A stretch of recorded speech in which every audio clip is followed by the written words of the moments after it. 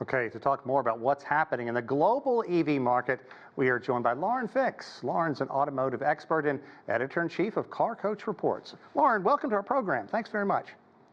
Thanks for having me back. Okay, let's talk a bit about what we know about BYD's latest offering. I mean, it looks like a pretty good truck. If you can get 860 kilometers in a hybrid mode, that's going to interest a lot of people. Absolutely. I think the biggest concern is because of the North American Free Trade Agreement, they're thinking, hey, if we build these cars in Mexico, we don't have to deal with the UAW and their unions. We don't have to deal with building in the United States, but we'll be able to bring these vehicles across the Mexico border into the US and just set up dealer networks, which China could do pretty quick because they seem to move pretty quick at everything they do. The concern is who is it going to impact?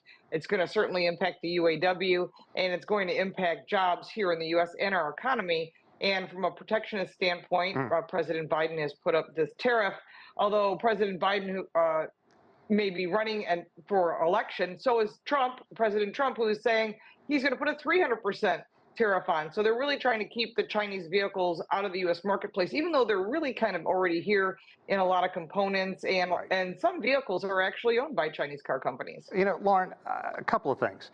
First, let's talk about the tariffs a bit more and what Wang Yi, foreign minister, had to say leading into you. I don't know if you had a chance to hear, but it was pretty harsh, basically saying that the United States is afraid of competition.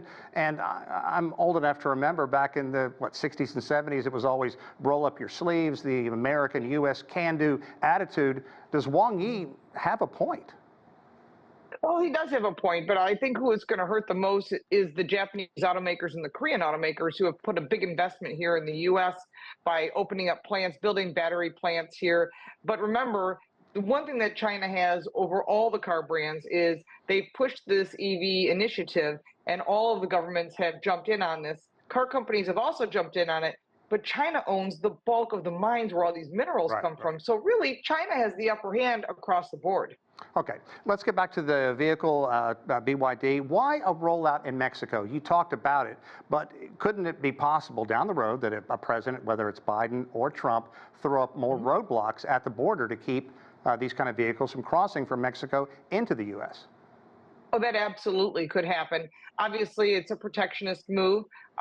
For President Trump, he said he would put a 300% tariff on it, basically saying you can build them anywhere you want, but you're not going to bring those cars here into the U.S. It's hard to believe what President Biden might do. He takes a lot of pressure from different directions. It's possible he might just say that just to say it's a 100% tariff and then back down and not do anything and allow them to come in. But he is a big supporter of the UAW, and the UAW also supports him, United Auto Workers. So he would actually be hurting the unions if he did so, and I'm sure the unions would not be happy about that. So there's a lot of give and take for any president who's there. Obviously, you want the jobs to stay in your country. You want the economies to grow in your country. But competition does make you stronger. So that could be very interesting to see what the car companies do. And I think the government needs to get their fingers out of the U.S. automakers' work here in the U.S. and let the free market reign. If consumers want to buy a Chinese car, they can. If they want to buy a domestic car, there's some great product available as well. Yeah, there really are. Okay, let's talk about the Shark. I want to get your take on it and possibly other Chinese EVs that have been launched in Mexico. What kind of effect is that going to have on U.S.-based competition? You had a really good answer on what it could do to the Japanese, but what about the U.S. automakers? Well, I'm actually here in Detroit right now. We just drove the Chevy Silverado EV. It has the new Ultimum battery on it, which is fast charging. It doesn't have the range of the BYD product, but it does offer really nice product that's reliable. And there's a dealer network, which is really, really important for consumers.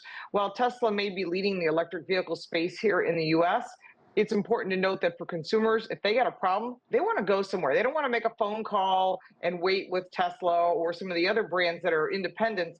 They like to have a dealer network to go for repairs and maintenance and service, but that's not available if it's done online. So I think that if BYD were to come into the U.S., set up dealer networks, I think they would take a big piece of the puzzle to themselves. They'd take certainly a big market share.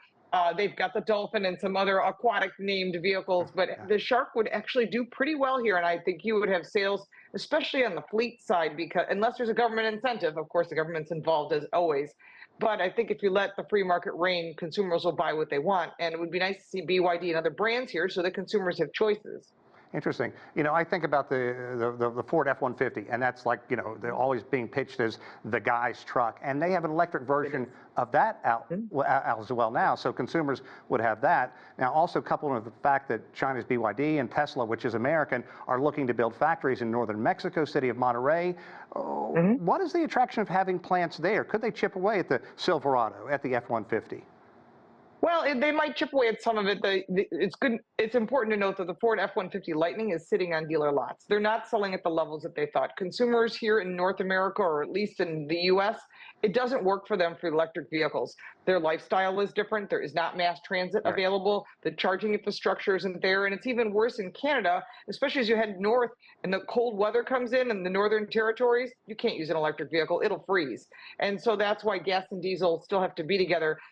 Last night we spoke with Mark Royce, who is the vice president of General Motors, and he said basically their mindset is they need to coexist, which means electric vehicles, gas and diesel and pickup trucks are the only true solution here in the United States and probably into Canada as well, because it allows people choices. When you put people in a pigeonhole and say you can only buy one type, especially here in North America, that doesn't sell very well. Okay, quickly, what are the chances of ever seeing a U.S. release for a Chinese EV? I think it might be possible. It depends on what happens in the election in November. I would think under President Trump, it won't happen, but I think under President Biden, it is likely to happen because he seems to, on one side, say that he's against China. On the other side, he's very giving to China. So he may not be in the same position as President Trump. And I think that, again, there's a lot of factors involved. The government needs to get their fingers out of the auto industry. Okay. Lauren Fix, good stuff. And thanks for the update on the Silverado as well. We appreciate it. Thanks a lot. Thank you. Have you ever thought, why in the world is my wireless bill so darn high? What are we paying all this money for? Speed, coverage, data, access to 5G, unlimited talk and text, mobile hotspots? We are partnering with Mint Mobile. Mint Mobile offers all of these features for as low as $15 per month. They're reimagining the wireless shopping experience and made it easy and online. No stores, no salespeople, just huge direct-to-you savings. Why should you pay more when you have access to premium wireless? Mint Mobile runs on the nation's largest 5G network.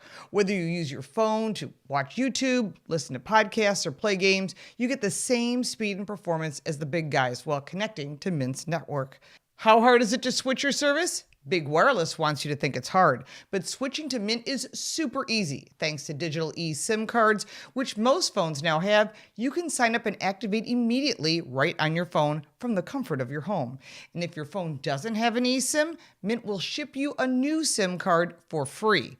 Just go to trymintmobile.com/LaurenFix, also linked in the description down below, to get premium wireless for $15 a month.